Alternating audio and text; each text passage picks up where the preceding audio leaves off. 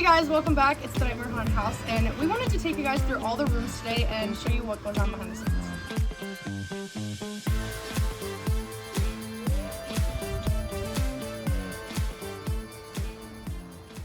Hello again. Welcome to the Nightmare Cemetery. Of course, our wonderful cemetery, filled with tombstones ranging from ones that we simply just bought from Spirit Halloween over the years, or ones that were custom made just for our show. As you can see, some of them we've made ourselves over the years. Some of them we've bought online, like that amazing Ozzy Osbourne tombstone. Rest in peace, Ozzy. And yeah, we have some wonderful mannequins that represent some of the characters that have died over the years.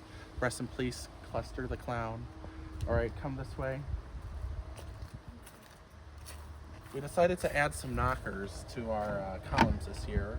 Some pretty wonderful knockers. We have our Nightmare Cemetery sign. We have our gate, and then we have, I forget this character's name, but we have him. It's kind of like the master of the cemetery up here. We have our sponsors. Shout out to AM FM Plumbing Service in Shanahan Lanes, as well as Moonlit Couture. Thank you for sponsoring us. And we have Chicago Haunt Builders, proud member. We come this way, we have our queue line. We also have the stage that Zach and Alex spent a long time building that looks really good. The queue line actors love to play on it and kind of move around on it. Just gives them more stuff to kind of act on. We have our queue line. If you come this way, everyone looking ready. Almost there. We have an escape room again. As you can see, we have a photo op type deal over here. One of our awesome zombies that one of our actors sculpted, hand sculpted. And yeah, let's kick it over to Annabelle to talk about the escape room. Come on in. So, this is our escape room. We have not had one in I think a year or two now. This is our breaker that they have to try to open up. We've had a couple incidents with it throughout the season, but all of them have been, we've come up with a different solution. And so we've got this chest that Michael had found, and we filled it with beer cans and a lot of pill bottles, just a lot of stuff that we had. The beer cans were from True North, which is a local business. And then Zach and Alex built this lovely desk that we had distressed, and most of the props and stuff were kind of just pretty much thrown in here because we wanted extra stuff in here. And yeah, the guests have 5 minutes to try to escape. So this is the facade. This is probably one of the most time-consuming projects we had here so far. And we got our beautiful bunker door, our control panel, and this beautiful fan over here. And then right over on the other side, as this is where our guests enter, we have our lovely rules that all guests are required to read. And then our beautiful, distressed fallout shelter sign. Yeah, no, that would work. All right. Welcome to our bunker room. So this is our first room. This is probably one of my favorite rooms because we have our amazing ceiling, fantastically distressed, and we have our lovely projector playing our favorite little video about our favorite turtle. The actors in here have a lot to work with, including a smoke machine, books, a phone, little trinkets from back in the day.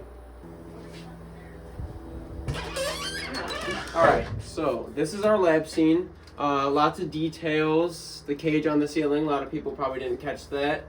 We have the old medical cabinet, old recycled pill bottles, some cool details on the walls, the poster. And over in this corner, we have an old dentist chair, which we love. It's awesome, but it weighs like 100 pounds. And then this old cabinet, just a bunch of random stuff on it. And then, of course, this guy over here in the corner.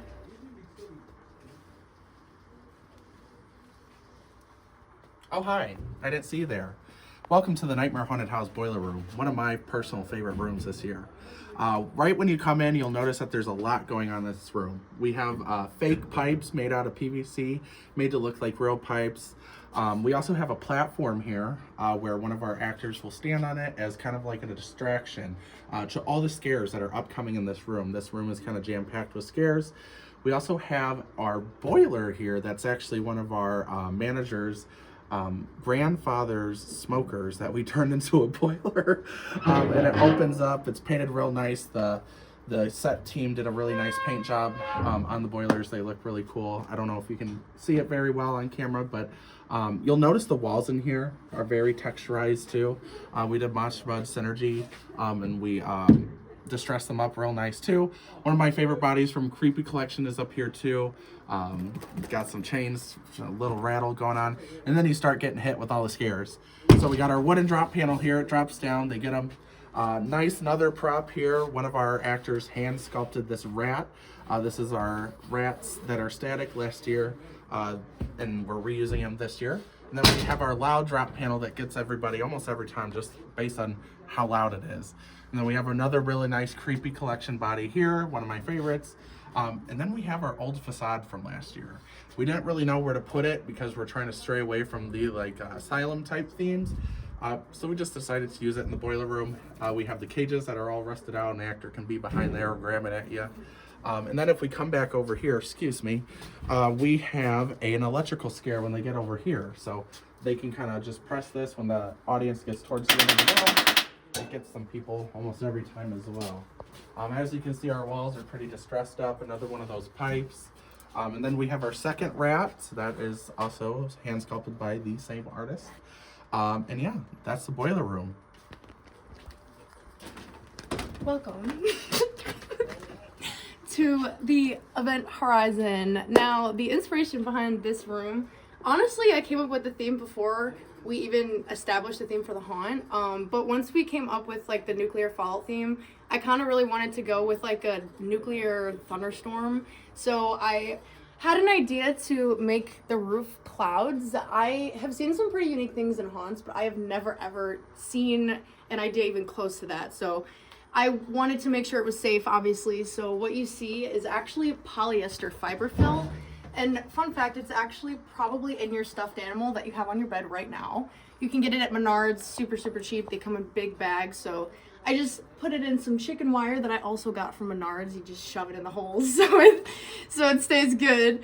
And I'm sure you can see reflecting off my face right now. It's been hitting me this whole video. I kind of wanted to do an old school haunt kind of thing and hang some fishing lines. So when people walk through, they kind of feel it. And I've gotten some people I hear them freak out or say like, oh, they think it's spider webs or something. So it's really simple, easy to do. It's something that really anybody can throw up in their haunt. And it's really simple and adds another layer to it. So as you can see too, I have a bunch of I guess antique cans. I don't really know, there's so many different things. I actually got them at True North. I wanted to kind of make this room feel like you were walking through an alley in an apocalyptic wasteland. So things you would find just like trash, and there's an animal cage here that's actually real and it was really cool. So I found that, decided to get that, and this lantern, things like that, put some moss on it. So that was really honestly the inspiration behind this room. I knew that the next room was going to be kind of like entering the house, and I just felt that making this kind of like an outdoor scene was a really good transition into the next room. And I was really excited that I was able to design it myself this year. Welcome to the mirror hall. This room is pretty self-explanatory. Mirrors, clock, Frederick over here, hanging by his feet. And my favorite part of the room is the ceiling. It's a lath. It's meant to look like drywall busted through. The way we did it was took some old cutoffs from plywood from old walls, and broke some boards in half, glued them up there, painted them, and I think the finished product is really good. It adds a lot of texture and a lot of volume to the room. My house! Didn't break a chair this time. Welcome to Molly's room. This is also one of my favorite rooms that we've done ever in Nightmare history. I mean, just take a look at it. It's probably one of the biggest rooms we've ever done. We got Molly's bed here, where she's getting possessed by Agnes herself, of course. We got some privacy sheets, but it looks like someone is trying to get in, so some of them are missing. Of course, in true Molly fashion, she has a dead body. She's got some of her paintings, a cross to keep the demons away. It's not really working. Over here we have Molly's dressing room kind of area. She's getting ready here. She's got some of her dolls. We have a trigger back here that activates a light sequence on the bed. Tyler from Nightmare Forge did a really good job programming these for us, so thank you for that. And yeah, those are just all hidden up there. As you can see, we have some family photos from Agnes's family. You never know who might be related to who here at the Nightmare. Come over here. We also have more stuff on the shelves, but also some of these are Easter eggs from past shows. As you can see, we have the bunny from Malice in Wonderland. We have whatever the hell this is from Witch of the Harvest. This is from Original Sin. It's just such a cool little thing we have. And then of course there's more scattered throughout. One of our oldest props that we've had here at Nightmare is Grandma. Of course she's in a chair rocking, doing her thing. It's another one of my favorites from Original Sin that we have. This is just a littler mannequin. This just to kind of set the tone of our 1950s theme here for the Meltdown. This is Molly's room.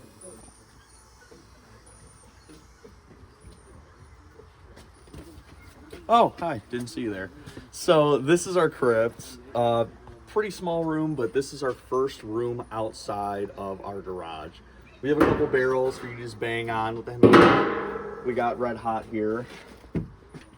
But then in this humble abode, we have our fantastic butcher room, home of my boy Joey. There's a lot of great stuff in here. We got heads, we got rabbits, scales, heads hanging from the ceiling. Fantastic, really gory, messed up scene. But at the same time, it's really fun to play in here. We got Billy, and then one of our oldest members, Randy. He's great. And then we got more stuff hanging from the ceiling, and then you are out.